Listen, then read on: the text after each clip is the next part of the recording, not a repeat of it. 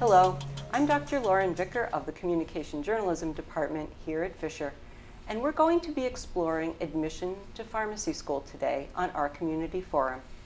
Joining me in the studios of Cardinal Television are two faculty members from the Wegmans School of Pharmacy Admissions Committee, Dr. Richard Obrakta and Dr. Amy Parkhill. And a little later, we'll be joined by two students who are in their first year in the pharmacy program. Welcome to you both, and thank you so much for joining us today. Thanks for having us. Thank you. Dr. Obrakta, why don't I start with you?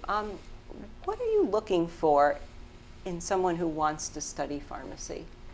I think we're looking for a number of things. One of them is service. We want our students to be able to serve their community and serve their patients.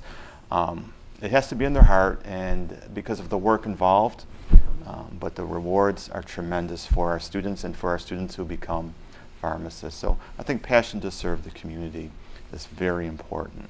Okay. And is that something that everyone on the admissions committee shares? Would you agree? Yes, definitely. And I think that's part of what sets Fisher apart is its devotion to service. And we look at it as faculty member when we serve the students in some way, and we want to make sure that they're not just a number, they're not just a box to check off that they passed. Right. So I think we try to model that behavior for our students, and volunteer opportunities is something that we ask during their interview. What volunteer opportunities have they participated in? Which volunteer opportunities would they be interested in the future? And we're really looking for a student that is committed to serving their community, and as Dr. Obrakta said, that it's in their heart, that they want to be a pharmacist because it's not for the paycheck, it's really because they want to help others. So it is something you're looking for, a history of service to other people. Yes, okay. Definitely. That's important. And as part of our curriculum, we have an annual service day where classes are canceled for the day, and students perform a whole day of service, and the faculty as well. So we all come together as a school and perform service. So we're hoping to model that behavior as well, to integrate it within our curriculum and show students that we really value it. And that's actually a good tie to Fisher's own Service Scholar program. So it makes it a nice fit there. So, okay. Could you talk about the range of students who apply to pharmacy school? Because it sounds like they don't only fit one type of student, one age, one background. Yes, we do. We have a diversity of applicants and consequently students in the program, and it makes it very, very interesting within the school, and it actually strengthens the program when we have the diversity. And there actually are a number of academic studies that shows that diversity strengthens a program. So our students will have many different backgrounds. Some will come in with 2 years of college, others 3 years. Roughly half the class of different years will have a bachelor's, several masters, and we even have some PhD students who come into the program. So it's quite wide, makes it for a great diverse class, and some very unique study groups form with that variety of students. And I understand that they don't just come from the Rochester area, that you get students from not only all over the United States, but from all over the world. Yeah, we have students that are from Saudi Arabia. We have students that are from countries in Africa as well, but they have then settled in Rochester.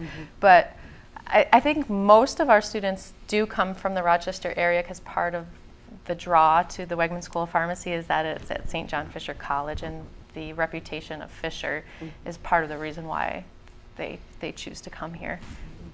Could you tell me about how many of the students who are admitted to the pharmacy school actually have an undergraduate degree, and how many come in before they have completed their degree? So we take about 80 students a year, roughly 80 students a year, and depending on the year, roughly half of those students will have a bachelor's or higher. The other half will have a mixture of between 2 and 3 years of pre-pharmacy or college work coming into our program. So it varies quite a bit. Yeah. Okay. And do you see a difference in those students who haven't finished their undergraduate degree but choose to enter a doctoral program? There is a slight difference, but I think by the end of the first year there isn't, because there's a little bit of a learning curve if you haven't had your the upper level undergraduate courses that sort of prepare you for graduate studies. But I think by the end of the first year, everyone's pretty much on a level playing field because they've learned those study habits through that grueling first year. So the first year is pretty tough, huh? Yeah, okay. So I understand that in the past, it wasn't necessarily an advantage to have done your undergraduate work here at Fisher, but that has changed because you've got a new program. Could you maybe talk a little bit about that? Sure. We've started an early assurance program. It's very exciting here at the Wegmans School of Pharmacy and St. John Fisher College. And what this does is it allows students a path or a track to a guaranteed admissions into the program. As long as the student meets each of the steps along the way, they're guaranteed an admission into the program. So coming from high school, they need to be in their 90th percentile. They need to score a certain level on their PCAT tests, their admissions tests, and they need to take some courses, pharmacy seminar course into college, and they need to have a successful interview.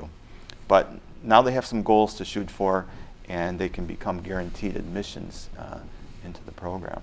Okay. So that started just this year, which means that it will be 2 years before any of those students apply or actually come into the pharmacy program. Is that correct? That's correct. That's Okay. the first time we'll be enacting that program 2 years from now. So it'll help Fisher students who really want to get into the pharmacy program here, Yes. which, as Dr. Parkhill said, that's why a lot of the students want to come to Fisher. Yes. Okay. So, all right, so the regular admissions process has 3 components, right? The undergraduate study that people have done, the PCATs, and the interview. So could we talk a little bit about each of those? When you're looking at a student's undergraduate transcript, well, what kinds of things are you looking for there? Okay. The 3 components you mentioned are very important. The Wegmans School of Pharmacy has a minimum GPA standard, and this is cumulative and science at the 2.75 level. So students need to have at least a 2.75 cumulative and science GPA in order to be considered within the School of Pharmacy here. It's very important. Secondly is the PCAT test, and that's the Pharmacy College Admissions Test. It's offered nationwide, and one of the things we do with that is that students rank themselves based on their score. For instance, a student who gets at the 70th percentile, that means they did better than 70% of the students who took the same test. Okay, so students are ranked that way. We don't have a minimum cutoff score for that, but students naturally compete for the higher level within the PCAT score. Okay. And then could you talk a little bit about what the interview is like? The interview is almost a half a day, a full half a day. So you meet with the dean, and he goes over the curriculum and a little bit of the requirements, and you'll meet with Dr. Obrakta. He'll go over the transcript, your transcript, and everything to make sure everything is the way it should be. And then you have 3 interviews with faculty members or with preceptors. So those are pharmacists throughout the community that have come and have agreed to help us with the interview. So they provide tremendous insight into the process. So there's 3 interviews, and they're about 20 minutes each with each applicant. And we ask questions on a variety of different things. One of the main things that we're looking for is interest in pharmacy and knowledge about pharmacy. We understand that sometimes it's hard to get a job in pharmacy, especially in Rochester, but we want the students to show that they're really motivated about pharmacy. So whether or not they've shadowed a pharmacist, or even if they can't shadow a pharmacist, if they interviewed a pharmacist, or they've done extensive research on the profession of pharmacy online, that they're able to articulate that to us during the interview. That's probably one of the biggest things that we're looking for, because we know that the program is very challenging, so you have to have a little bit of knowledge of what you're getting yourself into before you expend so much time and energy in the program. So a student who's had a job in a pharmacy has an advantage applying? It depends, I think, really. I've interviewed applicants who have worked in the pharmacy, but then they really couldn't articulate to me what they loved about pharmacy. they could say, well, this is what I do, but they really couldn't say why they wanted to further pursue it as their career. So it depends. Sometimes I've had students that have no pharmacy experience, but they're passionate about it. So I think it depends, but that's probably one of the biggest things that we're looking for is knowledge about pharmacy and passion for it too. Okay. And are you assessing their communication skills during that interview as well? Yes. Knowledge and communication are probably the top Yeah. issues or items we're looking for in our students, and having them be able to articulate their knowledge and their passion, as Dr. Parkhill mentioned, is very, very important. We think about what a pharmacist does in the community setting. They're filling prescriptions, but then they're communicating how to appropriately take that medication to their patients. And so that communication skill, that ability to share their knowledge with others is really critical. Really important.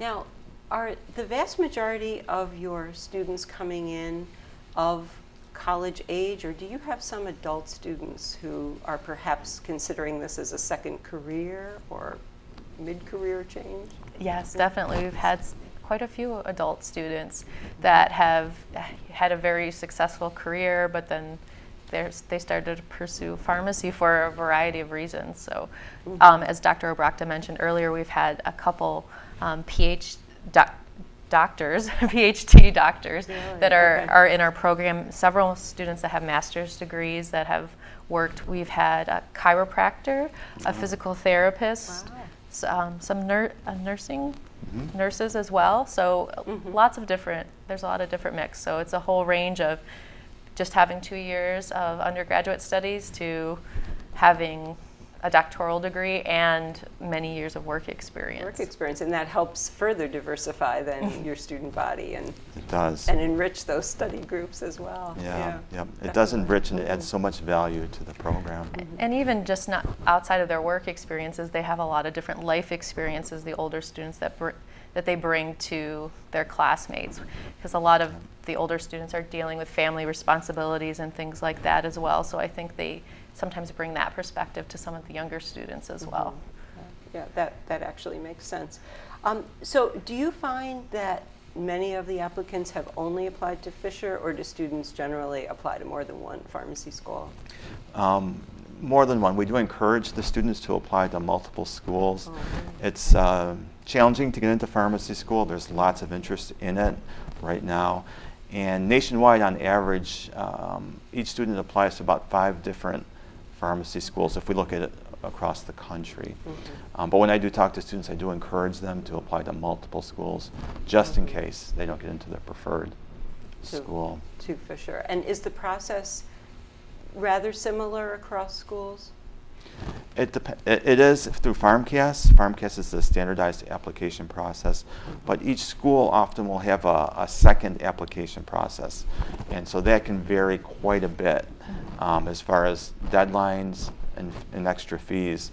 Fisher has only one process. We only have the PharmCast process, which is nice. We don't have a supplemental to create some more confusion on the application process. Okay. So is there financial aid available for students studying pharmacy? Yes, the vast majority of our students do get financial aid in our financial aid office. Because they know that, they do a very good job with our students when they're applying. It's very important that they're financially solvent and they feel comfortable coming to school, because there's enough study to do than to worry about their finances. Right, So it's really important. So maybe you could talk a little bit about that study. What should a student expect from that first year in pharmacy school? Is it one of those overwhelming things where they spend a lot of time wondering if they were in the right place? I hope not. I hope when they get to pharmacy school, they're like, okay, yes, this is what I was meant to do. I'm so interested. But I think it is a wake-up call. Pharmacy students on a whole are very good students, and maybe as an undergrad they were able to not spend as much time on each course. Now this is sort of like, I think Dean Swigert sometimes says it's like taking 5 organic chemistry courses. It's that level, but it is a graduate program, so it's supposed to be hard. If it was hard, everyone would do it. If it wasn't hard, everyone would do it. So I think it's much higher expectations than undergraduate. But since we're a smaller school, the faculty are really willing to work with each and every student to ensure that they succeed. So, And are the students in class every day, all day? Are they in labs all afternoons? How does the program actually work? Is there time for a life outside of pharmacy school? Yes, they are in school quite a bit, but there is time for a life, and time management is really an important skill that students bring with them. And they do need that in order to have somewhat of a balanced life while you're in pharmacy school. Certainly school is a priority, but as we manage our time appropriately, we do find time for other things other than school, especially with families and so on. We do need that balance to be a good pharmacist.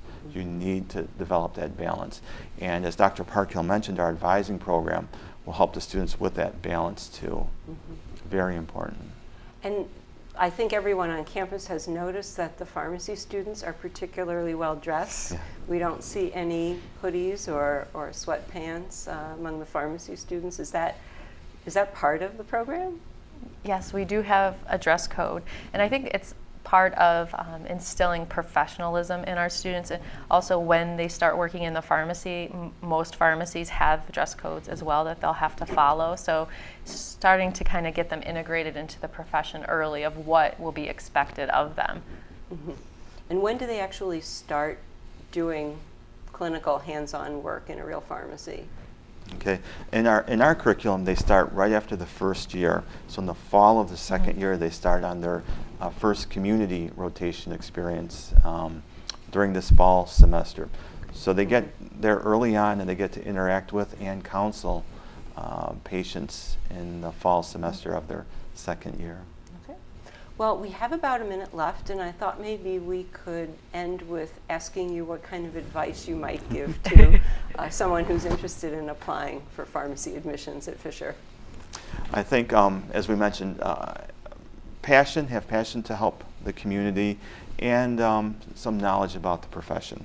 First-hand experience is great.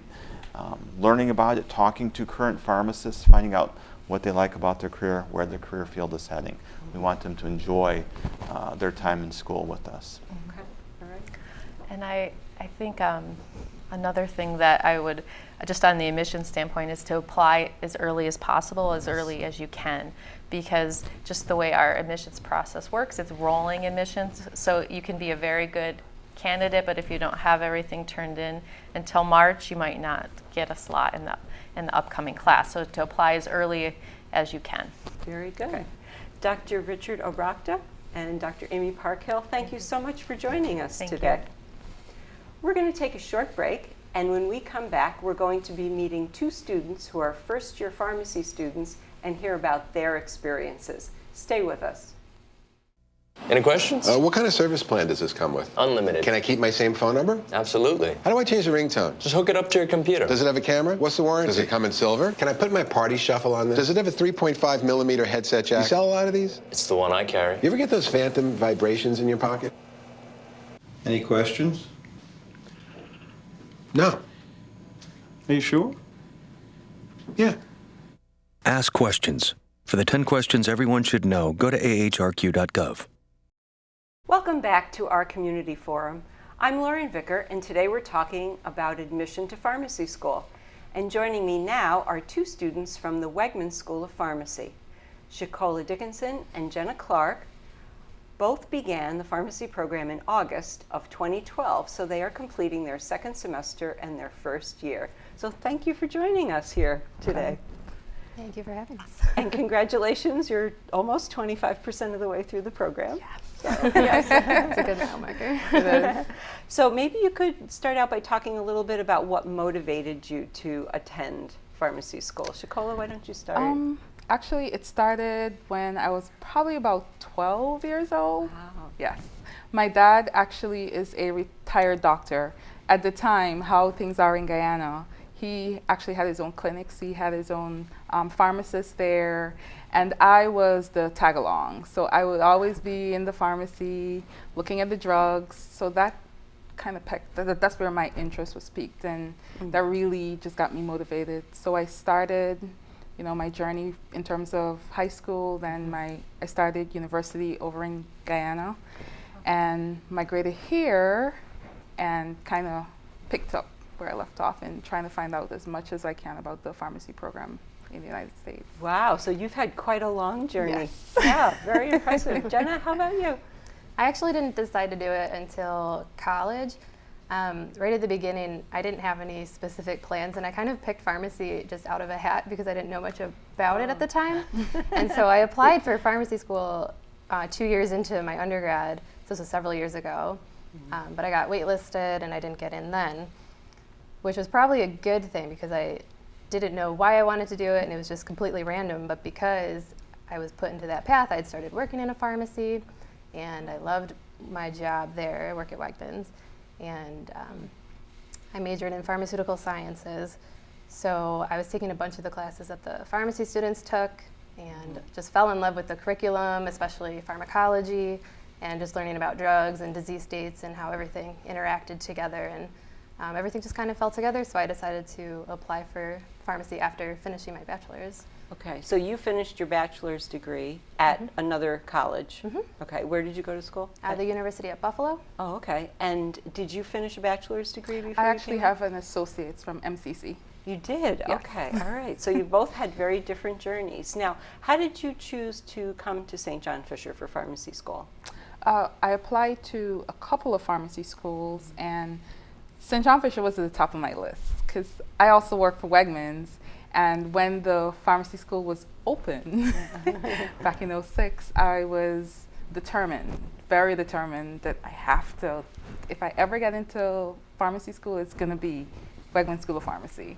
So I applied to a couple schools, couple in Florida, Pennsylvania, Georgia, and Wegmans was my first pick. And Wegmans actually was they actually sent me my first letter, acceptance letter. So I was very happy. All right. So they got on the list first. And Yes, so they got, that was helpful. Very helpful. Okay. And Jenna, you also applied to more than one pharmacy school, correct? Yeah, I applied to 4 schools altogether. I knew I wanted to come here just because it was in Rochester, but then when I came here for the interview, I was very impressed with the facilities, and the professors and all the faculty were just so welcoming and so awesome. And so even just the interview day, that's when I decided this is absolutely my number one first choice. And so as soon as I got that acceptance letter, I didn't even need to wait for anything else. I just came here and declined everywhere else, and yeah. Well, I know I've heard a lot of the students say that hearing Dean Swigert speak kind of inspired them and made them want to come to Fisher. So you mentioned the interview. What was the application process like? Jenna, why don't you talk a little bit about, from your perspective, what it was like since you applied to pharmacy school after your second year and then came back and did it again? Well, it's a very long process, so definitely giving myself plenty of time to fill out the application, which is the whole PharmCast online system. There's just a lot of stuff to fill out. So really just, it was important for me to have a lot of time to do that, and to be very organized and on top of it, because there's so many deadlines, and you definitely want to make sure that you're getting your transcripts in on time, and letters of recommendation were really important. I know one of my professors didn't submit his until after one of my school's deadlines had passed, so definitely one of those things that you need to be thinking about very actively. So it took a while, and I spent a lot of time on my personal statement and reviewing it and making sure that it really embodied me and what I wanted to do with this profession. And Now, you also had to take the PCATs, correct? Yes. And is that a challenge? It's scary. Is it? Actually, I took the PCATs twice.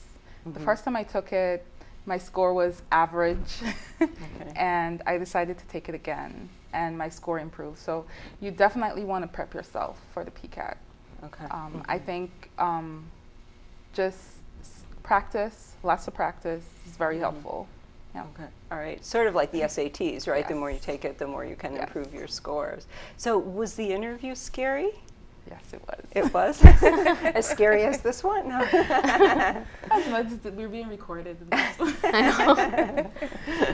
The interviews weren't bad. I think the professors that I had that interviewed me they made me feel very relaxed, and it was just like a normal conversation, just talking about what you like, what are your interests, what motivated you to pick pharmacy.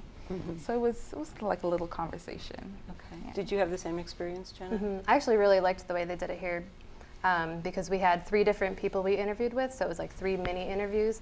So you got to kind of have a small break in between to kind of recollect yourself, and because different people have different things they're going to ask or look for. So if you don't connect with one person, it gives you the chance to connect with someone else. Right. And I just thought that was a really successful way to do it, and everyone, was very friendly, and it made it easy to talk about everything and answer questions and have a conversation. Okay.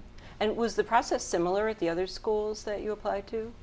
No, I interviewed I interviewed at LECOM in Florida, and their process is definitely, they have about 20 to 40 students in a room, and they go through, they talk to you about financial aid and about the school, and then they break the group down into six students each group, and you actually have interview one person.